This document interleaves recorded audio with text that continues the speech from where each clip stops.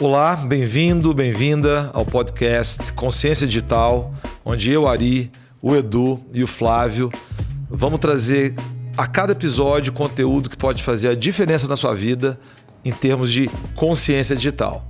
Hoje a gente tem um convidado especial. Sem dúvida. O André Alterman. O André é gerente de soluções digitais da Pfizer e atua com inovação, Customer Experience e desenvolvimento humano. André, bem-vindo. Obrigado, Ali. Obrigado, Edu. Para mim, prazer enorme estar aqui. Fiquei super honrado até quando o Edu fez o convite.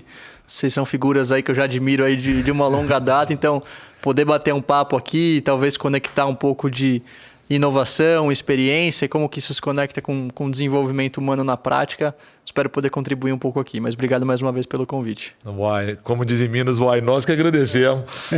André, de repente para a gente começar, vamos voltar lá no ano de 2020, pandemia, tudo aquilo, né, cara? Muita gente fala que foi um lapso no tempo, às vezes uma vida não vivida.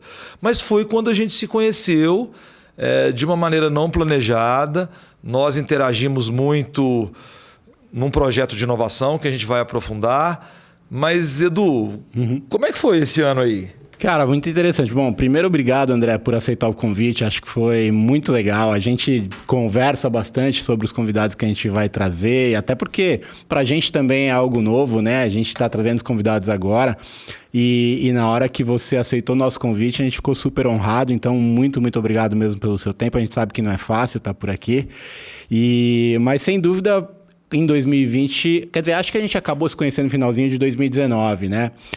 Ainda não estava em pandemia. Naquela época, estava implementando um projeto na empresa que você trabalhava e, enfim, você ajudou muito a gente lá com as questões de discussão do programa de pacientes e toda a parte de integração de dados e tudo mais. Bom, só que de lá para cá o mundo mudou, né? A pandemia veio, né? A gente teve aí, como o Ari falou, quase que 2 anos e meio de total transformação, não só do ponto de vista das companhias como um todo, mas do ponto de vista de sociedade, né? E, cara, o que aconteceu com você de lá para cá? Conta um pouco dessa história pra gente e também para falar, obviamente, de você, como você chegou até aí, né? Boa, obrigado. Mas de 2020 para cá, bastante coisa aconteceu. Foi, como o Ari falou, um período bem intenso de pandemia, mas mundo empresarial ali, troquei de área, tive o desafio de movimentar para uma área de Omnichannel, construir uma área de Omnichannel do zero. Na época eu não sabia nem o que era Omnichannel, então muito o esquema de você estar sempre aprendendo e se reinventando, para mim isso foi muito legal. Mas acho que o principal episódio, o maior projeto de todos, assim, disparado, que eu comecei, inclusive esse ano, foi que eu tive um filho, né? Com a Bruna, minha esposa. O Felipe tá com 9 meses aí, a gente, brincadeiras à parte, é disparado o maior desafio e, ao mesmo tempo, a maior realização que se pode ter ao mesmo tempo. Então, a gente vai falar de inovação, no final isso tem muita relação. André, mas então vamos fazer esse recorte, que esse é muito legal, né? Em 2020, eu trabalhava com a sua esposa. Na verdade, acho que eu trabalho com ela desde o final de 2018. Eu não sabia que vocês eram um casal. E hoje tem esse fenômeno aí, rede social, LinkedIn. E que legal, cara. Que família bacana. Parabéns, sem dúvida. O Felipe, esse tipo de projeto gasta bastante inovação, né? Demanda. E acho que por isso que faz muito sentido quando a gente fala de desenvolvimento humano junto com inovação, porque a inovação, ela não é só a ferramenta, ela não é só o digital. Na verdade, isso daí é a cereja do bolo, né? Ao meu ver. Sim. E também, recentemente, depois do Felipe, eu também fiz uma movimentação importante. Vim para a Pfizer, que é onde eu estou hoje como gerente de soluções digitais, para tentar transformar a experiência de pacientes. Mas essa acho que é a parte recente, né? De agora, não sei se vale fazer uma retrospectiva de tudo. Acho que vale. Vamos voltar? Começar? Vamos voltar? Onde você nasceu, André? Me fala um pouco de você aí. De onde você veio? Onde você morou? Legal. Qual que é a tua história de vida? Conta um pouquinho pra gente. Bom, sou nascido em São Paulo, né? Passei minha infância aqui até os 10 anos de idade em São Paulo. E ali, quando eu tinha 10 anos, minha família tem um irmão e uma irmã, né, são mais novos. Então, desde o começo, sempre teve um negócio do exemplo. Walk the talk já foi ensinado ali desde pequeno, porque eu sabia que se eu fosse para a direita, eles iam também. Mas essa foi uma responsabilidade legal que a vida trouxe. Mas ali a gente estava passando como família uma dificuldade financeira bem importante. E meus pais resolveram ir para o interior e seguir a vida no interior. E aí eu fui para o interior lá em Sorocaba, aqui perto. E lá estudei, fiz faculdade de administração com ênfase em marketing lá e comecei a tocar a vida por lá. Mas eu sempre quis trabalhar numa grande empresa, né? E interior é mais difícil de encontrar. E um dia apareceu uma vaga na Novartis, que foi onde eu comecei a carreira, inteligência de mercado. Também não sabia o que era, tinha que mexer em base de dados. O Excel eu sabia fazer Que ano? soma, aquilo foi 2011. Tá. 2000 e... Não. Aquilo foi 2011, começo de 2011, exatamente, né? O tempo está passando mais rápido do que eu pensava. E ali desencadeou um caminho de carreira, que é o que eu estou fazendo até hoje, mas que não só na carreira influenciou muito na vida pessoal, né? Eu não gosto quando eu falo work-life balance, porque parece que você tem várias vidas que você tem que balancear. Hoje em dia fala muito do work-life integration, que é que é? O André. E ele tem várias formas de manifestação ali. Ele tem no trabalho, ele tem na família e tudo mais. Então, é uma linha aí que eu sigo. E aí, nesses 11 anos de vida profissional, puxa, passei por área de planejamento estratégico de vendas, passei por área... E aí, fiz uma migração importante, que acho que foi onde eu conheci mais vocês ali. Tive a grata surpresa dessa trombada, que foi quando eu comecei a mergulhar no mundo de Customer Experience. Comecei a assumir liderança de algumas equipes. Na época, eu lembro que era programa de suporte ao paciente, né? Que foi que a gente se encontrou, né, Edu? E tive a oportunidade de idealizar, montar e contratar um time de campo de profissionais de saúde que faziam trabalho digital antes da pandemia, né? Que é esse físico com o digital.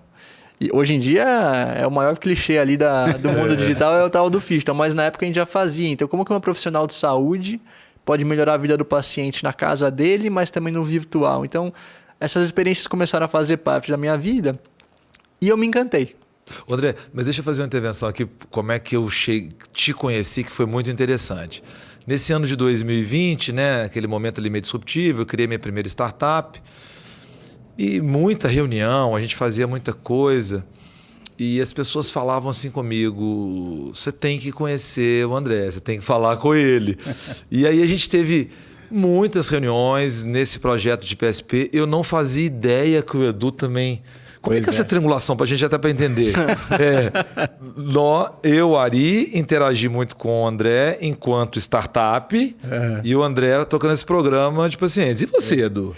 Cara, no final das contas, eu acho que a área que o André tocava, era responsável por, ela era realmente tão fundamental e importante para o business que acabava tendo isso, né? Uma conexão e uma integração com diversos projetos de diversas áreas, justamente porque era extremamente necessário estar conectado com a área dele, né? E aí, eu também fui implementar um projeto com ele no finalzinho de 2019, na verdade, na área debaixo da BU que o André trabalhava, tinha outras pessoas envolvidas, mas foi a mesma coisa. Não, para implementar esse projeto aqui, sem os dados da área do André, não vai para frente, não é fundamental.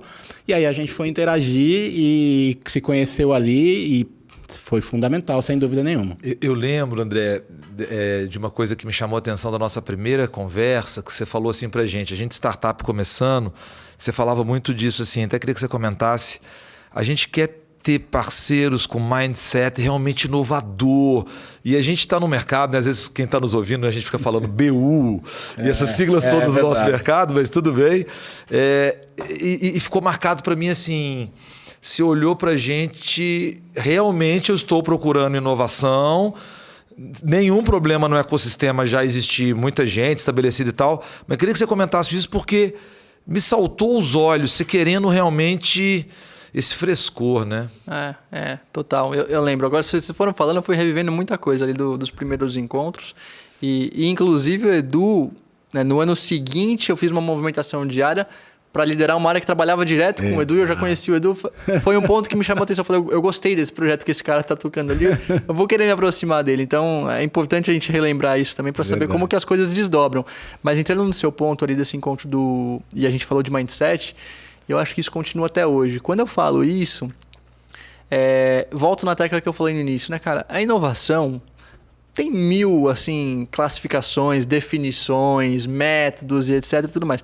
Mas, em essência, quando a gente fala de inovação mesmo, tem uma coisa que é unânime, na minha visão. Que a inovação, ela implica em mudança. Não consigo imaginar você fazer um projeto de inovação. Pode ser minúsculo, mudar a cor de um botão. ou pode ser fundar uma startup que vai resolver o problema de saneamento básico de um país inteiro. Independente do que você fizer, alguma coisa mudou. Porque se não mudou e continuou exatamente igual, não mudou, não inovou. O Edu e o André, mas comenta o seguinte. Ontem eu estava com uma turma de inovação do agro, né? E numa empresa que tem um paralelismo onde a gente está com a Farma, e ele falou a seguinte frase: para a inovação avançar, eu não sei se os cientistas têm que morrer. Ele queria dizer assim, falando da hora que eu venho de educação, inovo educação, e, cara, eu vejo muito apego e resistência ao novo.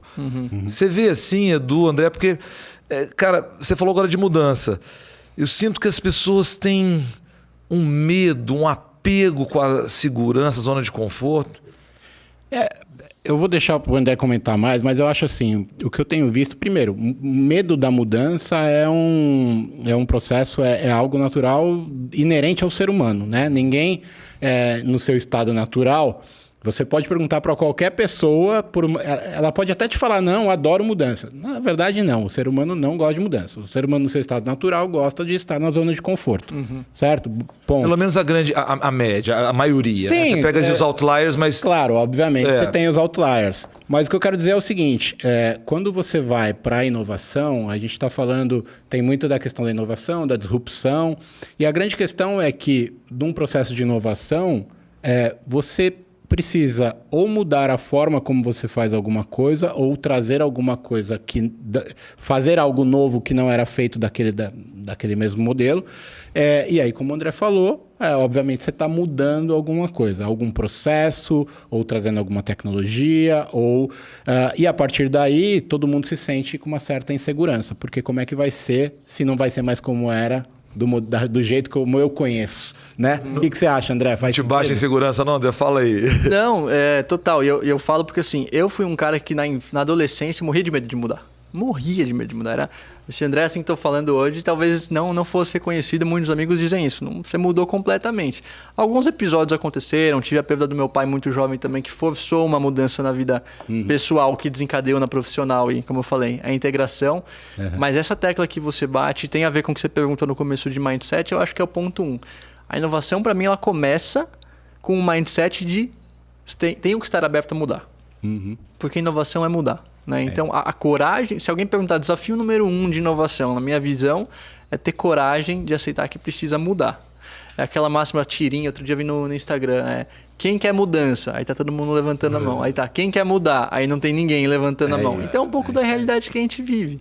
E até... André, para você comentar uma exceção rápida, tem um conceito que vem do pensamento sistêmico, na verdade é um conceito terapêutico, que fala assim: antes da mudança vem movimento. Você vai e volta, e quando você consolida, você muda.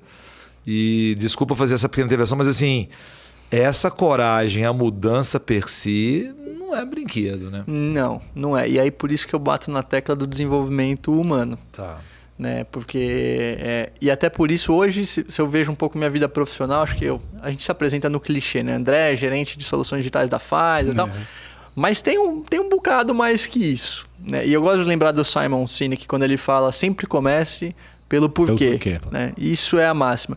E eu encontrei um porquê nesse longo do caminho que conecta com isso. Né? O meu porquê hoje é transformar a vida das pessoas através da inovação, que a gente está discutindo aqui. Que legal. Então, assim, se eu puder transformar a vida das pessoas através da inovação como gerente de soluções digitais da Pfizer, que é o que eu faço hoje, super feliz, eu vou.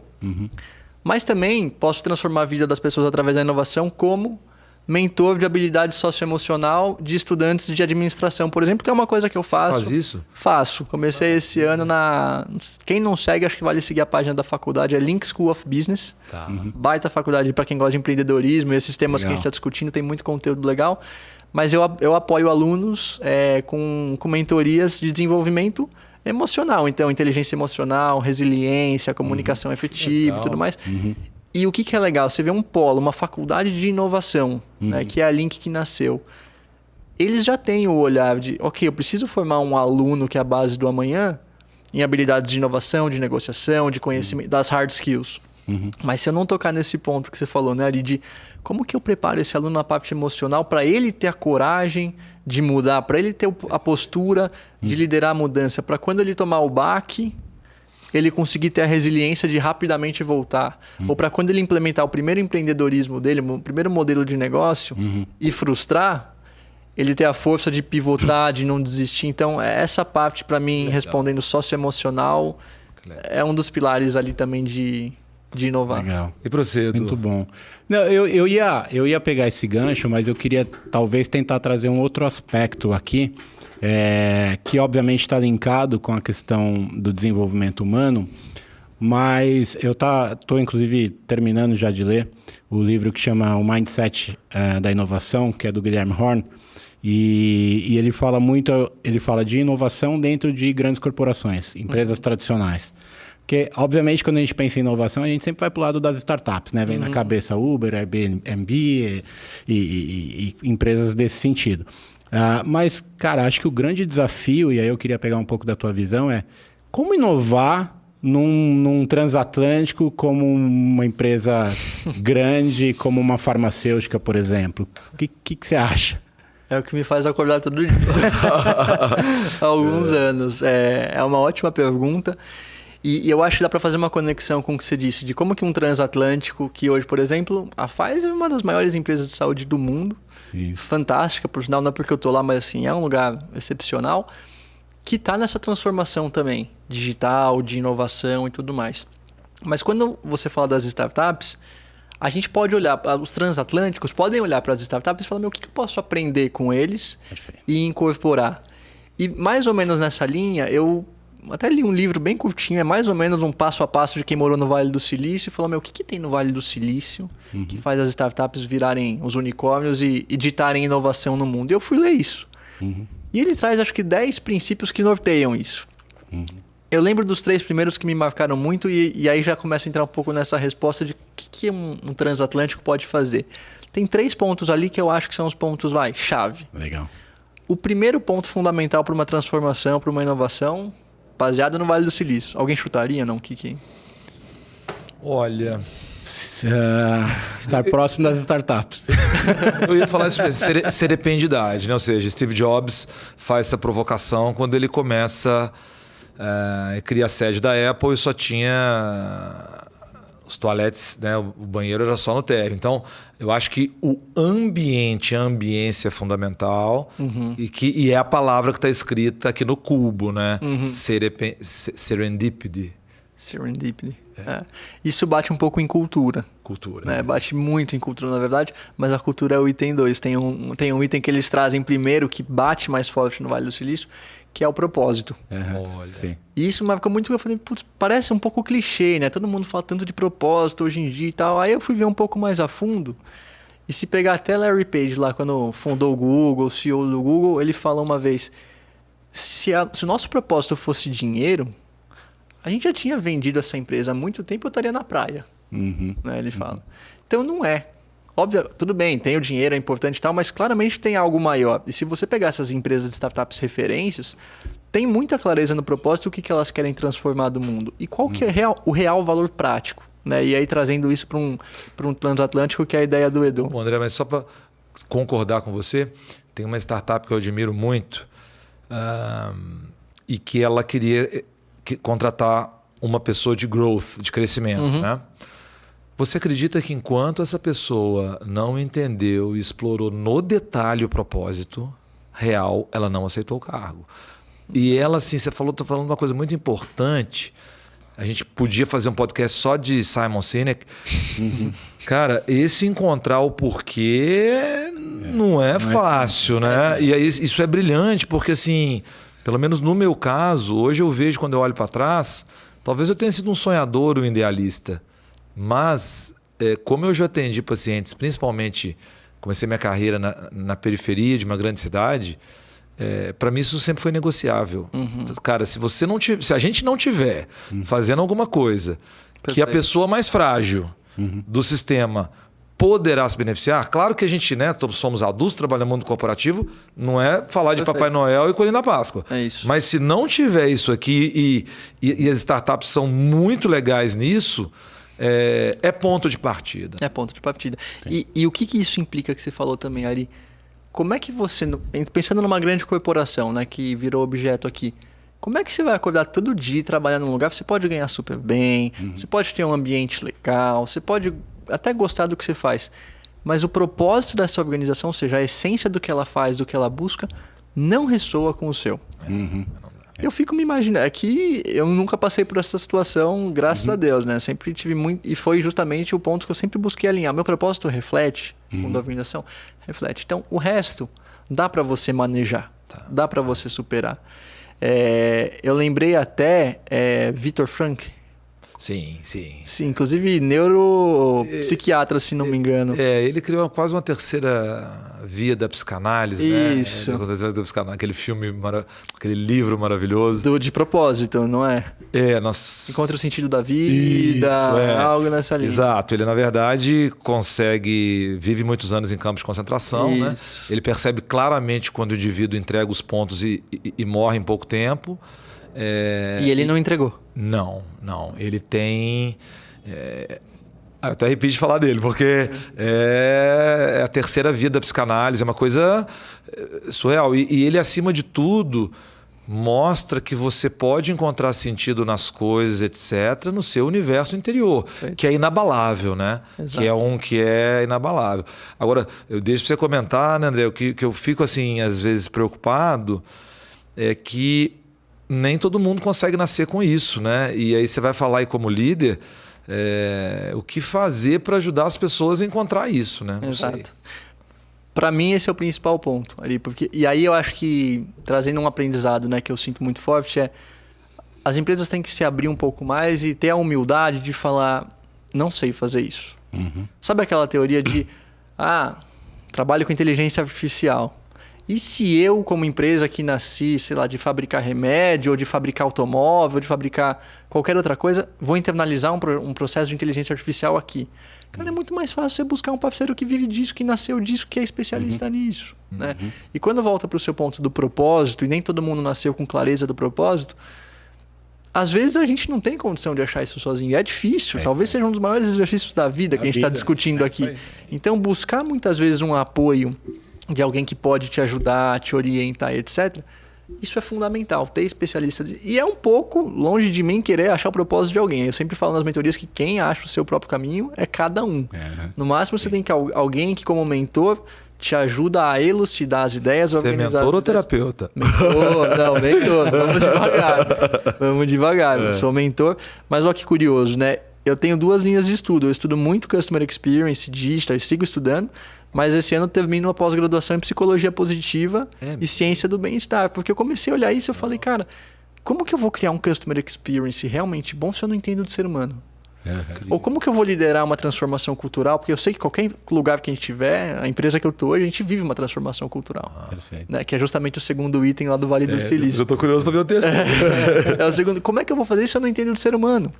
Então, por isso que eu fui buscar a pós ali, e tem muita relação o desenvolvimento humano com transformação digital. Então, respondendo ali, acho que ajuda a buscar empresas especializadas, profissionais especializados para tudo. Seja para criar inteligência artificial ou seja para ter uma mentoria de desenvolvimento humano. Acho que isso buscar ajuda é importante.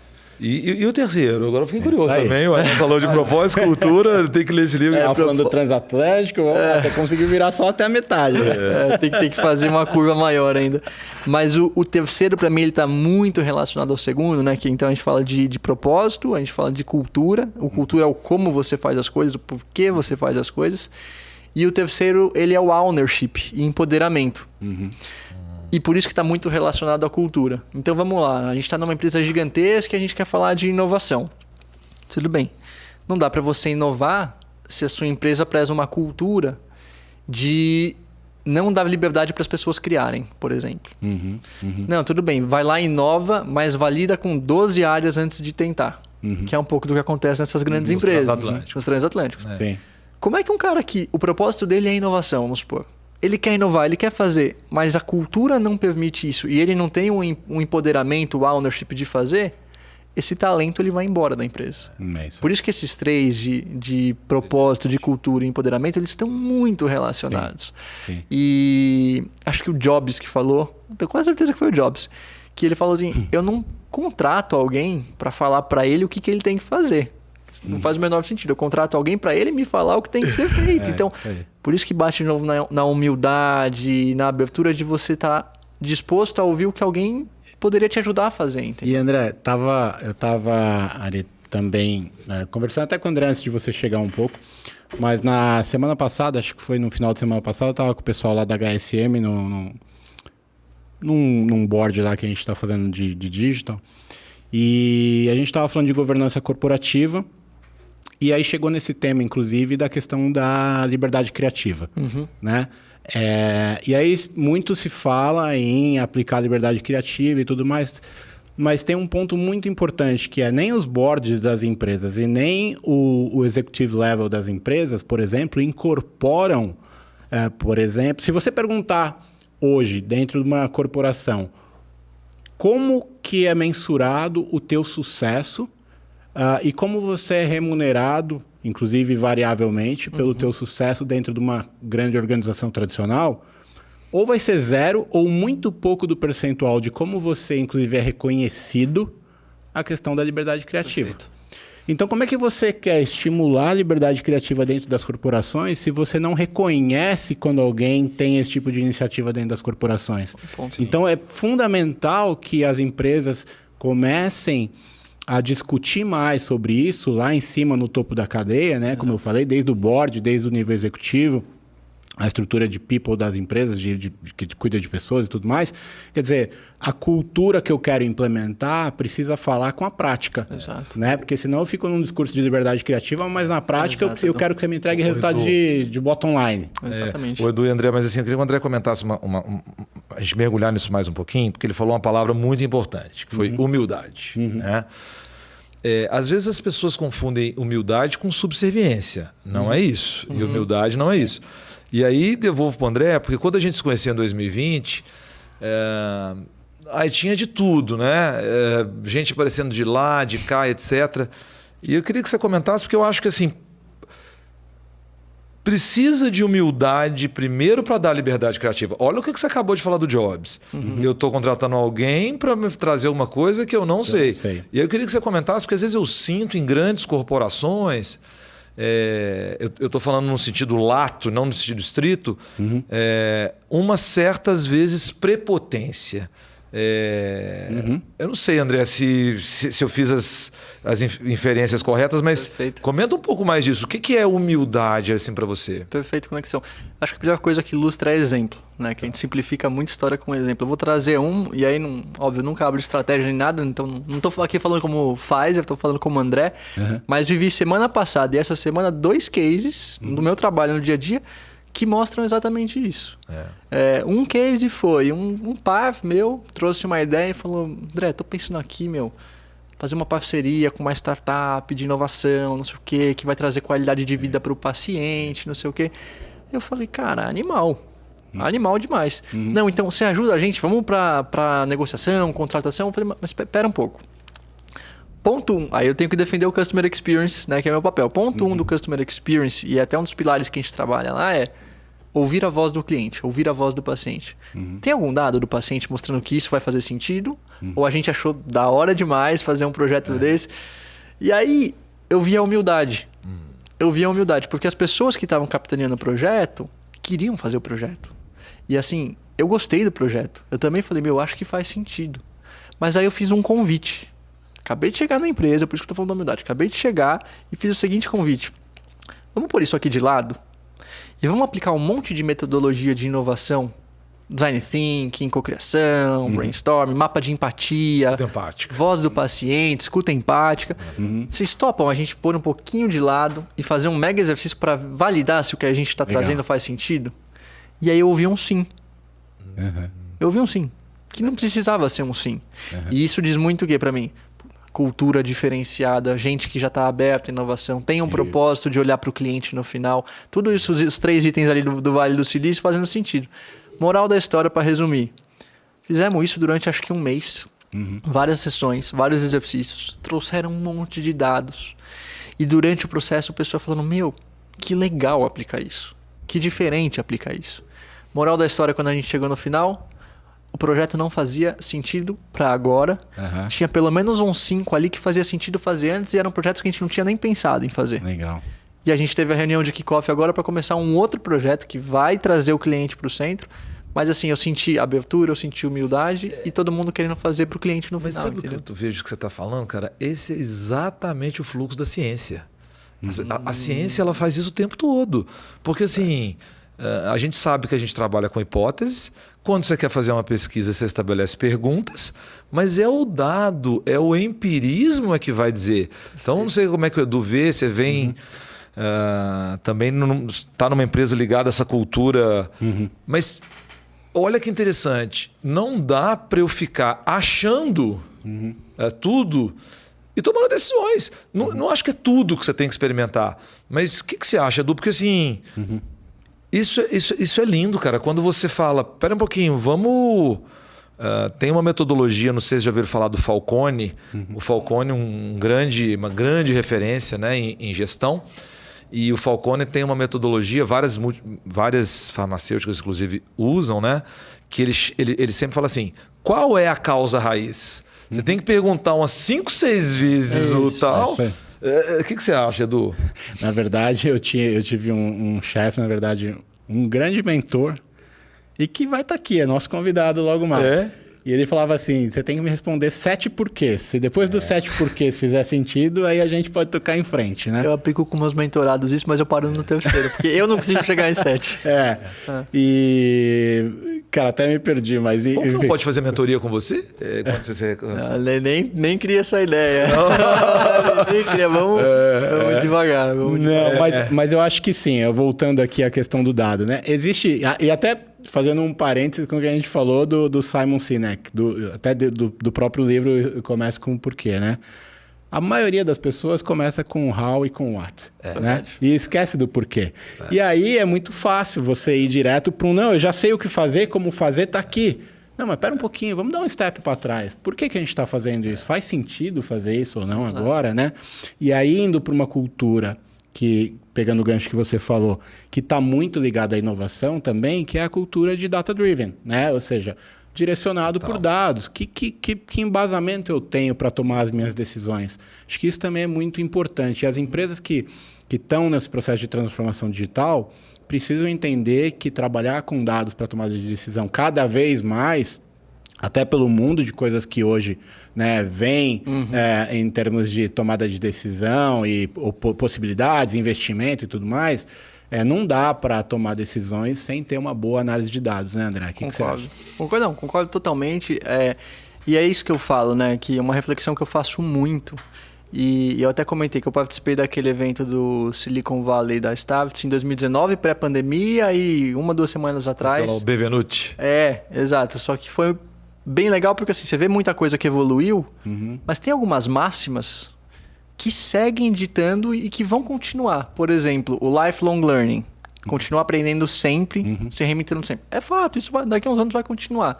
E esse ponto que você trouxe, Edu, de ser data-driven, de conseguir olhar números, de você só conseguir fazer inovação com base de fato em dados, também é uma máxima. Eu não consigo ver isso... Difícil falar o que vai acontecer no futuro, mas assim, parar de olhar dados para você conseguir tomar decisão é um negócio difícil, né, da gente fazer. Ô, André, mas comenta assim um pouquinho... A gente podia... Eu queria resgatar uma palavra que é fluência digital. Né?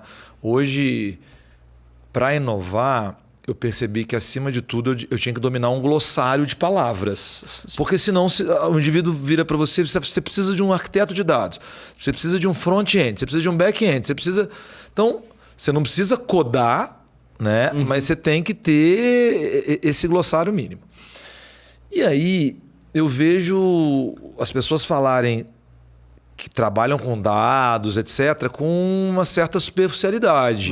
Eu trabalho com dado, mas a hora que você vai espremer... Então vamos descer para o nível, vamos falar de sistema de R, vamos falar de grandes formas de manipulação de dados. E comenta isso assim um pouquinho para nós, porque o problema dos jargões é que as pessoas incorporam É verdade, Ari. e muitas vezes elas não têm consistência. E aí a pessoa fala. Aí, sabe o que eu fiz? Para ser bem sincero, tem uma coleção de uns livros amarelos que fala assim: tudo que você precisa saber sobre vinho. Tudo que você precisa saber sobre xadrez. Sei. Aqui em inglês é até um termo Dumbis. Aí eu comprei um de dados e falei, cara, eu vou ler isso aqui, eu não sei do que as pessoas estão falando. E como é que você vê isso, André? Até onde vai? Acho que era legal você mergulhar um pouquinho. O que é isso de ciência de dados? Como é que é tomar decisão em dados? Onde que nós estamos nessa história? Vou fazer um disclaimer aqui pro público. Codar significa desenvolver código. Boa. Não, e acho que a sua tecla é muito, muito válida. E ali não só para a ciência de dados, mas quando você fala de marketing digital, é o SEO, é o inbound, é não sei o que. Você começa a falar um monte de sigla que o pessoal vai incorporando e fala, não, eu faço, não sei o que. Aí quando você começa a aprofundar e descer, você vê que talvez não faça, né? E eu mesmo ali, particularmente, assim, trabalhei acho que uns 4 anos com áreas de dados antes desse boom de transformação digital acontecer lá no começo da carreira. Eu já não considero mais que eu trabalhei com dados. Certo. Porque quando eu comparo o que eu fazia na época, né, que era tradicional inteligência de mercado, Salesforce Effect, mexia em bastante base de dados, tinha que tirar insight de dados que ninguém conseguia entender, pesquisa e tudo mais. Mas hoje, é o que você falou, cientista de dados, hoje isso é uma ciência. Você tem, engenheiro trabalhando com isso, arquiteto de dados, etc. Hoje eu não ouso tocar no assunto. Quando a gente entra no técnico, e aí respondendo um negócio que o Edu trouxe no começo, né? O que está acontecendo hoje de evoluções, principalmente nas grandes corporações? Você comentou tem que ter um movimento também top-down, da alta liderança incorporar e no bônus dela, além dos resultados financeiros do ano, um percentual importante tem que estar assim, quantos erros eu cometi tentando inovar, por exemplo. E ali você acelera a inovação no curto prazo. Né? Sim. Ou quantos talentos de inovação eu retive. Não sei, estou brainstorming aqui também. Sim. Eu sinto que quando a gente olha para dados, as organizações grandes também estão evoluindo bastante. Por quê? Dois movimentos que eu vejo acontecendo. Movimento 1, que eu falei lá das startups. Traz quem entende para o jogo. Busca um fornecedor que trabalha com inteligência artificial, uma startup que entende de conexão digital. Traz esses caras... Como a gente se conectou, né? Foi como a gente se conectou. E quantos frutos depois começaram a ter em cima disso? Tanto de projeto, de entrega de impacto em business, que a gente sabe que aconteceu, mas mais, como que isso reverberou na organização inteira para falar, eu acho que é por aí. E dados também é uma área que eu vi crescer muito. Então deixa eu te dar o crédito. Hoje, ontem e hoje também são especiais, mas ontem foi o que aconteceu. A startup que a gente conversou junto, e graças a essa... Eu acho que você nos deu, acima de tudo, André, permissão, quando eu falo permissão de sonhar, de pensar, de encorajar, né? Nos deu permissão nesse início. E ontem, né, no Congresso Brasileiro de Hematologia, nós formalmente iniciamos a Smart Decision, uma plataforma de teleinterconsulta, onde um hematologista, quando está diante de problemas cardiovasculares, ele pode ter uma segunda opinião, ele pode ter uma... A gente trabalhou muito com esse termo lá. Né? Ele pode ter uma teleinterconsulta de um ser humano ao vivo. Ele pode ter uma teleinterconsulta também de um ser humano de maneira assíncrona, onde ele manda a dúvida e depois ele recebe de volta. E ele também já pode ter a teleinterconsulta pela inteligência artificial. Então, se ontem isso aconteceu, e foi para nós um dia muito especial, porque o nosso CTO, né, não é CEO ainda, mas o nosso coordenador de tecnologia é o mesmo desde a época. Que legal. E ontem, você falando de desenvolvimento humano, cara, olha, emocionante. Eu estava agora no EMO, né, no congresso. Ontem acho que caiu o digital de muita gente, o nosso ficou de pé. Mas o que foi mais bonito foi ver o Coelho ali no stand com os médicos explicando como funciona. Legal. E tudo mais. Aí eu disse, Coelho, estou indo lá encontrar o André. Ele ficou, como diz aquela música, né? Meio emocional por dentro, já viu? Ontem eu demorei para dormir, tava assim, sei lá, meio passional por dentro. E André, então, não sei se pro Edu, mas cara, Não sei, talvez o que eu leio disso é a sua generosidade. O que você acha, Edu? Eu vou deixar por ele falar por si só, mas o André é um cara extremamente generoso. Aliás, quando a gente começou, ele até comentou, né, que ele primeiro estava numa área e depois ele foi para a área cuidar do projeto, que era o projeto que estava diretamente comigo. E acho que uma das nossas primeiras conversas que foi assim, pô, a gente está totalmente aberto a aprender um com o outro. Puta, foi fundamental, porque a partir dali a nossa relação ficou totalmente transparente, né? E aí a gente evoluiu juntos dentro do projeto, então foi muito legal. E o que eu gosto muito daqui é que por mais que a gente discuta tudo isso da cultura, do propósito, de montar equipes, de ter uma área de dados e aprender as siglas todas e tal, aqui a gente já começa a entrar no mundo prático e tangível que eu acho que traduz tudo que a gente disse até agora. Por quê? Olha lá. Quando a gente começou a trabalhar junto, eu lembro dos primeiros encontros, ali, um rodízio japonês, a gente conversando, eu pedindo, me explica o que é isso, o que vocês fazem, como é que funciona, eu queria aprender, né?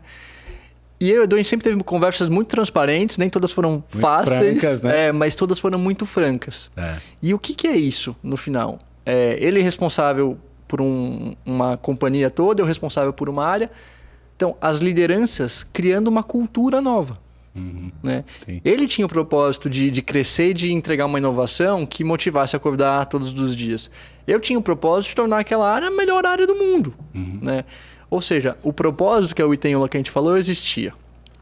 A cultura que a gente começou a criar trabalhando junto, que era uma cultura o quê? Transparência, confiança, vulnerabilidade total, porque quando eu dava BO, um falava pro outro, e quando um não mandava bem, o outro falava pro outro, e isso começou a reverberar pros times. E aí os times que no começo tinham um pouco de medo, de não sei o quê, começaram a deixar isso de lado e começaram a ser um pouco mais ousados. Então, o lance da cultura, né? Você começa a criar símbolos, né, e marcas que isso influencia ao redor. Então, eu estou trazendo isso um pouco porque é a prática do que a gente disse e o que acho que em um ano virou o maior do mundo. Exatamente. Putz, assim, coisas práticas que deram resultado. Até antes de falar um pouco do projeto, pegando um gancho nisso, né? E a gente estava falando de Vale do Silício, startups, e estava falando de como as grandes corporações podem se espelhar, né? Nisso, para brincadeira lá de virar o transatlântico. E um dos pontos também fundamentais, inclusive, de novo, retomando essa questão do livro que eu falei, do mindset da inovação, ele fala que é a questão de não ter medo de falhar, né? E se falhar rápido para aprender rápido, né? Então, acho que isso também é um ponto fundamental, Ari, desculpa, só para... Só disso mesmo, na hora de falhar, só uma coisa rápida do Jeff Bezos fala que é importante. Ele fala, quando você faz uma atitude, que é aquela porta igual do faroeste, que pode ir e voltar, aí você pode errar rápido, você pode falhar. Rápido.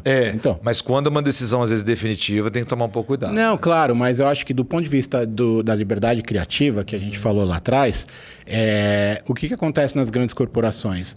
Isso é tão enraizado de que eu não posso falhar, que quando você compara com as startups elas crescem rápido e exponencialmente. Tudo bem, às vezes elas demoram 2, 3, 5, 10 anos para crescer, mas depois é exponencial. Por quê? Porque elas experimentaram tanto e falharam e aprenderam rápido, coisa que as grandes corporações não fazem. Não se permitem. Né? Não se permitem fazer. Então, eu acho que esse é um grande aprendizado também de coisa que dá para trazer para dentro da corporação. E, obviamente, quando a gente fala de falhar, tem que ser em coisas que você consegue controlar. Você não vai arriscar o teu running business, né? O teu negócio atual com invenção. Mas se você quiser trazer inovação para algo que você está tentando fazer novo dentro da companhia, você pode se permitir um pouco mais percentuais de falha que sejam aceitáveis. Né? Então, acho que esse balance é muito importante, né, André? Vamos ouvir do André. Eu não sei se depois eu expliquei corretamente, né? Então, na cultura Amazon, quando você está diante de tomar uma decisão, eu soube que é assim. A sua decisão, ela pode ser aquela porta igual a do faroeste que vai e volta? Avance. Ela não pode? Pergunte. Tem um monte de problema na Amazon de cultura. Cultura é uma coisa complicada. Mas, André, comenta isso, porque isso quase já é um pilar da inovação no digital. Né? Não, e volta naquilo que você falou dos jargões que vão sendo incorporados, sai todo mundo falando, sai todo mundo postando e de repente é para errar. Pode errar. Cara, não é bem assim. Não é bem assim. Então, eu acho que é não ter medo de tentar, não ter medo de ousar. Porque o medo, o que ele faz? Ele é uma barreira criativa. Putz, então eu vou ser penalizado se eu cometer qualquer erro. É isso aí. O meu gestor vai brigar comigo. A minha avaliação de performance no final do ano vai ser baixa porque eu não consegui fazer daquela forma. Então eu prefiro vou fazer meu arroz e feijão, vou entregar e garantir o meu. Isso para pessoa que tem o propósito e a cultura que consegue se submeter a isso. Né? Pessoa que tem propósito de inovação, que quer fazer diferente, ela precisa de um ecossistema que permita que ela faça diferente. Mas é tomar um cuidado, e aí eu concordo 100% com vocês, de não ter medo de errar para você poder usar. Mas avalie os erros que você pode cometer, porque dependendo do erro pode ser um problema muito grande. Né? E aí eu lembrei agora um case, não faz muito tempo não era júnior não. Não sabia que tinha uma questão de devolução de medicamento, um processo lá. E eu autorizei, falei, não, pode fazer, pode. Eu era responsável pelo projeto na época. Aí no final do mês veio um Excel lá falando de quanto de impacto na receita teve, porque teve um custo adicional, tipo, altíssimo. E aí eu fui falar pro diretor, falei, fiz coisa errada, né? Pra não falar outra palavra. E é um diretor aí que mega inspirador, que até hoje me inspira muito, que é o Andrei. Você viu que aí não vou nem entrar, que é um... Acho que é um cara que tinha que estar aqui em algum momento. Vamos falar desse capítulo pro André já, não? Vamos. Né?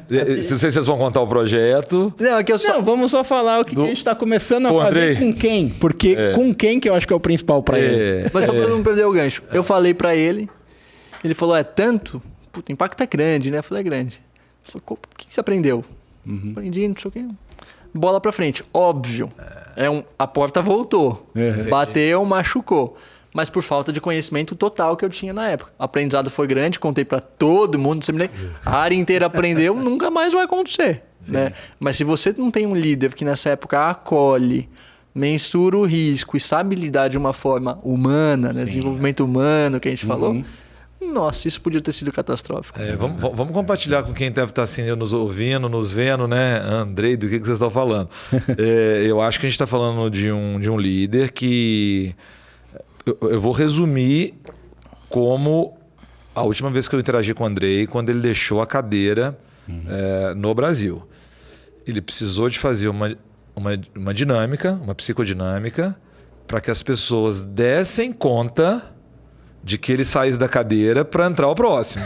Então, eu acho que agora você foi no ponto-chave, André, que é assim, hoje como líder, e é uma grande responsabilidade ser líder, principalmente quando eles estão debaixo da sua gestão direta, porque no final você é o responsável como líder, né? Mas eu não sei o que o Andrei faz, o Edu pode falar, vocês, não sei se esse projeto ele participou. Ele, acima de tudo, equilibra um ser humano incrível, com responsabilidade, com senso de oportunidade.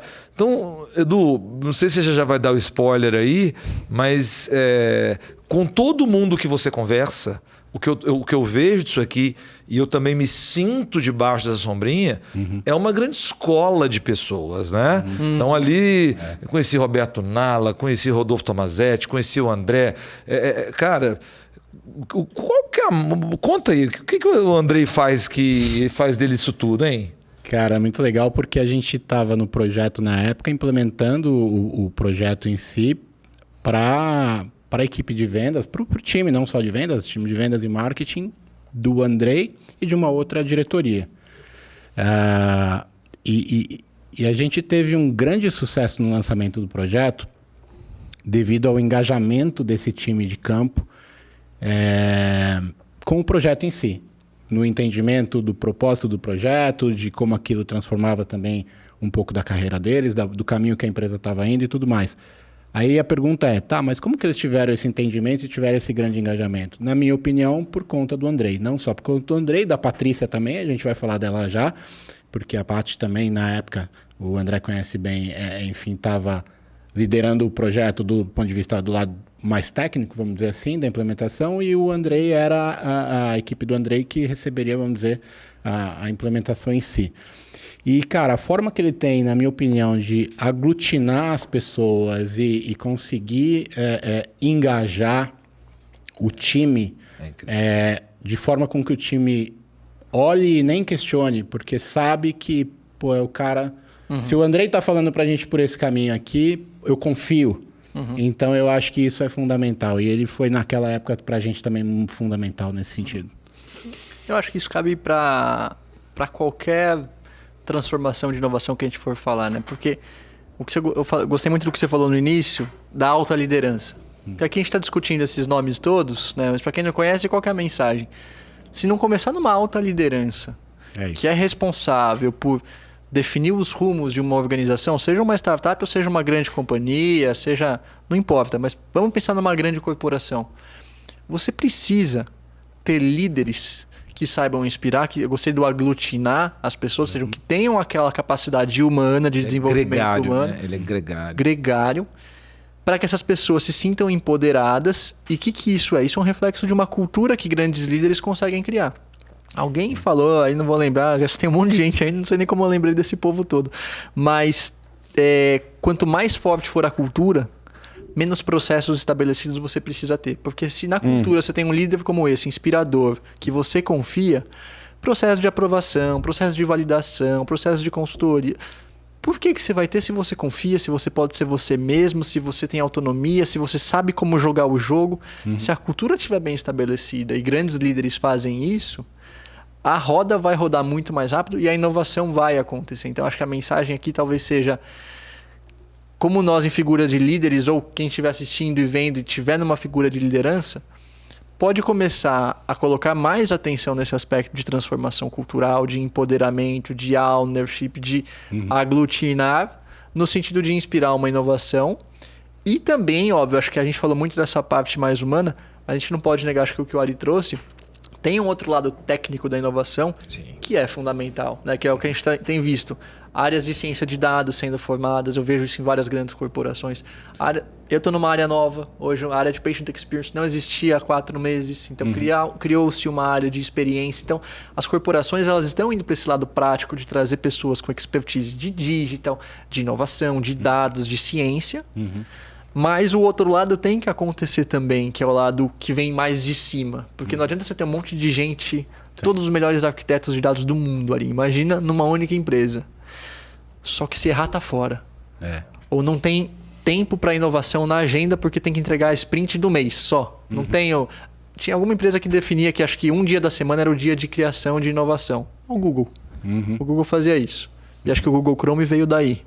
Do ócio.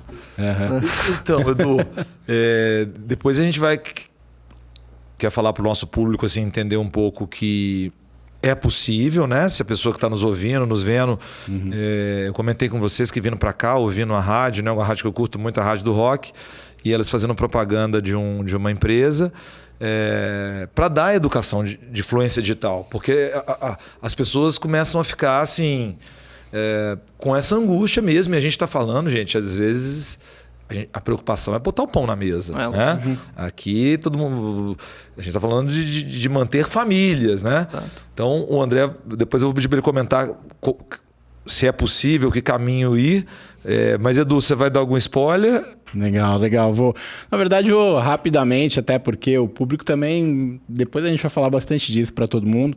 Mas a gente vem trabalhando num projeto bem interessante nessa linha da educação, né? Que a gente vem falando muito da importância de você desenvolver o profissional...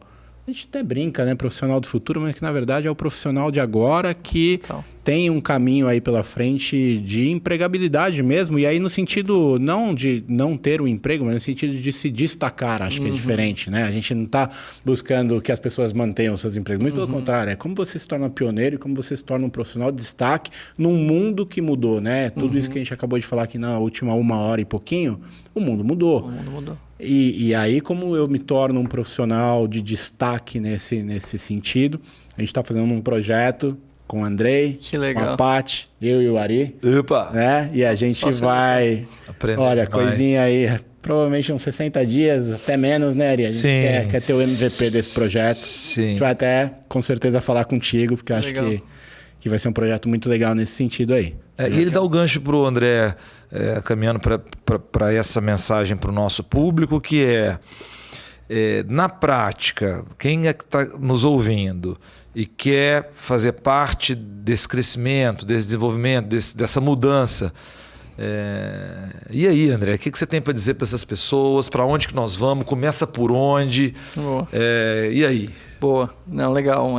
Acho que é a grande reflexão da discussão toda aqui, mas se fosse tentar amarrar ali, acho que o primeiro ponto é assim, sem desespero. Né? Porque eu mesmo, quando eu comecei a estudar um pouquinho mais, eu falei, nunca vou entender nada disso aqui. Então, assim, primeiro ponto, sem desespero. Tá. Né? E aí a gente fala de ter esperança, mas não é aquela esperança de uma fé utópica e subjetiva. Eu aprendi isso nessa pós-graduação de psicologia. Teve uma matéria de esperança. Que legal. Será que vai ser filosofia e tal? E o que eles trazem, e acho que é isso que eu queria transmitir, é a esperança como uma skill. Que legal. E a esperança como uma skill é assim, eu quero entrar nessa consciência digital, eu quero entrar na transformação, eu quero aprender, eu quero ser o profissional do futuro e tal. Como é que eu posso ter esperança disso pensando como skill? Primeiro, seja otimista, pode acreditar que você vai conseguir, porque se sua mente não acreditar que você vai, nem começa. Você tem que se dar permissão. Você tem que se dar permissão, exatamente. Esse é o passo 1. Mas tem um ponto 2 que eu achei muito legal e assim, mudou a minha vida, já até conto um case aí, pessoal, que é a esperança com plano de ação. Ele falou, toda esperança exige um plano de ação. Perfeito. Então, assim, beleza, eu vou ser o profissional do futuro. Eu vou entender de digital, hoje eu não entendo nada. Eu vou entender de ciência de dados, hoje eu não entendo nada. É possível. Hoje tem que acreditar que é possível. Escreve o que você vai fazer. Puta, eu vou procurar um mentor, eu vou começar a assistir vídeo, eu vou buscar consultores. Mas assim, hoje mais do que nunca, existem caminhos. Então, hoje eu não consigo ver alguém falar... Não consigo inovar na minha empresa porque não tenho tecnologia. Mentira.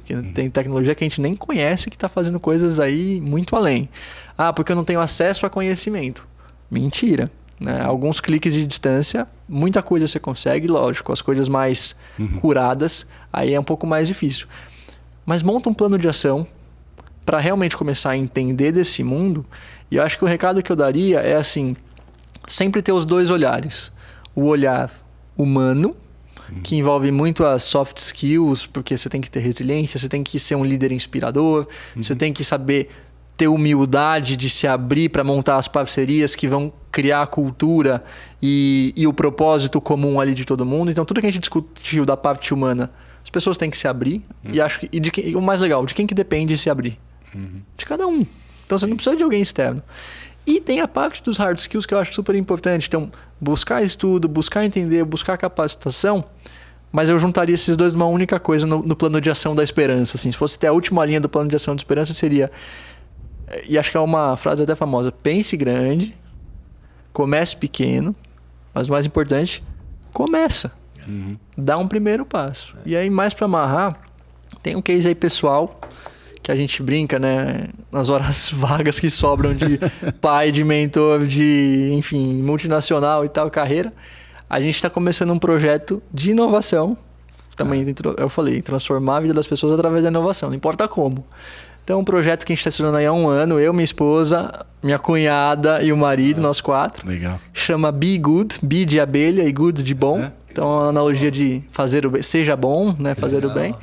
Que a gente tem estudado muito. E aí, Ari, eu não contratei consultoria, não contratei ninguém. O que eu fiz? Peguei algumas metodologias, umas 3, 4, e comecei a aplicar entrevista de profundidade, discovery, e fui fazendo teste com o usuário. Mas eu não tenho dinheiro para contratar uma empresa agora. YouTube, aprendi a conectar Google Forms com Google Sheets, criei lá um site fake no celular. Testei ano passado. E qual que é o propósito da Be Good? Por que eu estou falando isso? Você falou do propósito no início, me marcou. O nosso propósito é conectar quem quer fazer o bem com quem precisa de ajuda. Que maravilha. Então a gente tem uma plataforma lá, depois segue no Instagram, que a gente vai lançar semana que vem. A gente vai lançar. Olha, o Consciência Digital sendo... Então, é a alavanca legal, de novas legal. startups. Mas é um teste, a gente está numa fase de MVP ainda. Que eu tenho? Eu tenho 230 crianças de comunidades carentes, de Zona Leste, Zona Norte de Guarulhos. E que eu tenho o nome, que eu tenho os dados, assim, existe uma curadoria feita. Eu conheço pessoas que trabalham junto com essas crianças, já visitamos, inclusive, essas crianças. E passa uma situação super difícil. E chega Natal, como é que dá presente? É ou o presente, ou muitas vezes a alimentação do mês, que é o que a gente ouve bastante. Sim. E tem muita gente que quer ajudar. Sim. Então a gente tem uma plataforma simples, que você vai lá e escolhe quem e como você quer ajudar de alguma forma em poucos minutos. E aí não ganhamos nada com isso, mas é só para mostrar a mensagem de esperança de começa. Mas tem uma coisa por trás disso que eu sinto, a gente vai dar um horário, a gente vai ter que fazer nosso podcast, né? O que eu sinto na sua fala, então nós estamos falando de você, da Bruna, né? Da Bruninha, da irmã gêmea, que eu não Samantha. Da Samantha, e eu não conheço o Francisco. O Francisco, outro cara que se um dia vocês quiserem falar de inovação, vocês têm que trazer aqui, que é tudo... Mas sabe o que eu sinto de verdade na fala de vocês? É bom coração. O problema, o difícil na vida é assim, quando você está com pessoas de bom coração, já é um propósito, né? Peter Parker, quando na jornada do herói é chamado a se tornar herói e antes de adquirir os poderes, era uma pessoa de bom coração, né? Edu, comentários aí para depois o André fechar, que coisa emocionante. Cara, André, muito obrigado, cara, pela sua participação, pelo seu tempo, pela generosidade, acho que essa palavra é muito importante, ela reflete muito em você. Acho que a gente passou horas muito agradáveis aqui, né, Ari? Aprendemos bastante. Espero que vocês também em casa tenham aprendido bastante. Queria convidar... Esse é o nosso segundo episódio. A gente vai ter muito mais convidados como o André, trazendo várias experiências técnicas, experiências humanas, experiências de desenvolvimento, enfim. Esse é o propósito do Consciência Digital. Então, queria convidar vocês para seguir o canal, para clicar no like, obviamente, né? Aqui, fazer a velha máxima do YouTube, né? Clica no like, clica no sininho, enfim, para você estar ligado nas coisas que vão acontecer aqui. Também tem a nossa página no Instagram, Consciência Digital BR, segue lá, que a gente também coloca conteúdo na nossa página. E foi um prazer novamente. André, Ari, quer fechar? André, se você quiser dirigir para a câmera, dizer essas últimas palavras, esse espaço é seu. Regina, obrigado. Mas antes, agradecer vocês mais uma vez pelo convite. Assim, honra mesmo bater esse papo com vocês. Saio com vários insights novos, várias caixinhas foram abertas aqui que vocês foram mencionando. Então, agradeço, que é o lance da gente estar aberto sempre, ter essa humildade de estar aberto. Mas eu acho que para quem está assistindo, e acho que isso que o Ari trouxe é não ter medo de começar. Não importa o que for fazer. Pode ser uma coisa completamente nova, pode ser uma coisa na vida pessoal, pode ser uma coisa na vida profissional. Mas eu trago muito esse conceito da esperança como uma skill, uma habilidade que pode ser desenvolvida. Define o norte que quer chegar. Isso passa muito por autoconhecimento e o propósito, que é o item 1 lá do Vale do Silício. Então, olha como o Vale do Silício pode ficar perto, de repente. Define onde quer chegar, escreve um plano de ação e dá o primeiro passo. Porque é muito mais fácil coletar aprendizado e evoluir depois que você já começou a andar. Quando a gente fica no PowerPoint muito tempo, sinal que tem alguma coisa errada. Então, o convite é sempre para não ter o medo de começar a usar um pouquinho mais. Tá bom? Muito legal, André. Super obrigado. Obrigado a vocês. Dizer para o nosso público que, apesar de estarmos conectados por sinapses de silício, né? A gente não está aqui fisicamente, o pessoal vai sentir a frequência vibracional que rolou aqui, né? Eu acho que é a frequência vibracional do amor. Gratidão, muito obrigado ao público, obrigado André, obrigado Edu, vamos fechar, né? Obrigado, gente. E maravilhoso. Tudo de bom, pessoal. Valeu. Tchau. Obrigado. Obrigado.